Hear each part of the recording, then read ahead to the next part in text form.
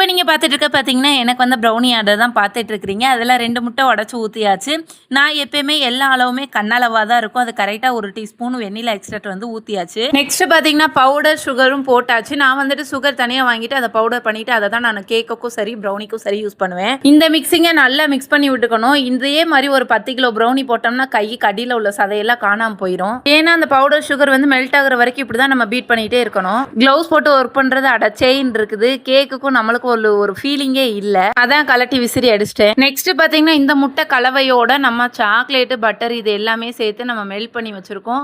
அது நல்லா ஆறவும் இந்த மிக்சரோட சேர்த்து மிக்ஸ் பண்ணி எடுத்துக்கலாம். எனக்கு இந்த ப்ரௌனி இதெல்லாம் செஞ்சதுக்கப்புறம் டெம்ட் ஆகாது. இந்த மாதிரி சாக்லேட்டு முட்டையெல்லாம் வச்சுட்டு பீட் பண்ணும்போது எனக்கு ரொம்ப டெம்ட் ஆகும். எனக்கு தெரிஞ்சவங்க என்னோட ரிலேட்டிவ்ஸ் அந்த சைட்லலாம் வந்துட்டு என்னோட வாய்ஸை கேட்டுட்டு நேரில் உன்னோட வாய்ஸ்க்கும் இந்த யூடியூப்பில் வர வாய்ஸ்க்கு ரொம்ப டிஃப்ரெண்ட் இருக்குது, ஆள் வச்சுட்டு பண்ணுறீங்களா அப்படின்னு சொல்லிலாம் கேட்குறாங்க.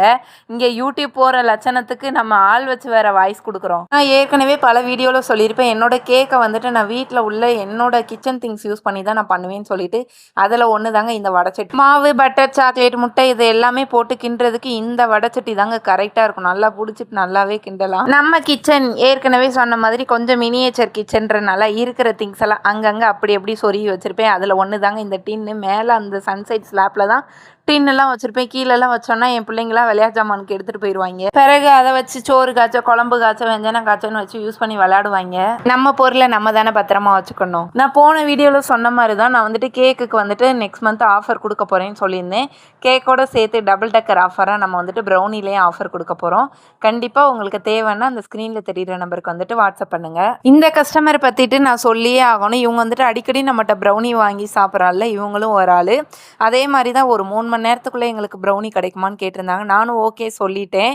டபுள் சாக்லேட் அதாவது டார்க் சாக்லேட்டும் மில்க் சாக்லேட்டும் கலந்து வந்துட்டு ஒரு ப்ரௌனி பண்ணியிருக்கிறோம். ஓகே ஃப்ரெண்ட்ஸ், நீங்களும் ஒரு வேளை விருதுநகர் அண்ட் சிவகாசி சரௌண்டிங்ஸில் இருந்தீங்கன்னா உங்களுக்கு இந்த மாதிரி ப்ரௌனி அண்ட் கேக்லாம் தேவைப்படுச்சுன்னா ஸ்க்ரீனில் தெரிகிற நம்பருக்கு வாட்ஸ்அப் பண்ணுங்கள். ஆல் ஓவர் தமிழ்நாடு ப்ரௌனி வந்து கொரியர் பண்ணிகிட்டு இருக்கோம். உங்களுக்கு தேவைன்னா ஸ்க்ரீனில் தெரிகிற நம்பருக்கு வாட்ஸ்அப் பண்ணுங்கள். கேக்லாம் ஆர்டர் பண்ணிங்கன்னா ஒரு 1 டே பிஃபோராவது சொல்லிடுங்க.